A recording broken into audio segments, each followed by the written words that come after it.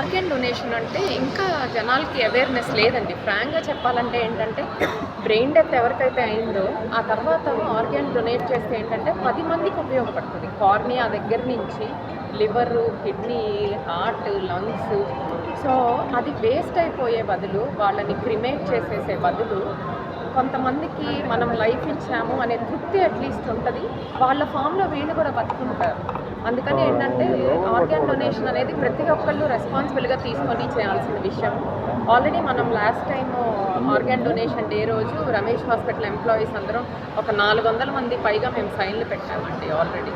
So అలానే awareness create అయ్యి ఎక్కువ మంది ఆర్గాన్ డొనేషన్కి సంతకాలు చేస్తే కనుక ఫ్యూచర్లో చాలామంది ఆర్గన్స్ లేక చనిపోయే వాళ్ళు తగ్గిపోయి చాలా బెటర్ సొసైటీ ఉంటుంది.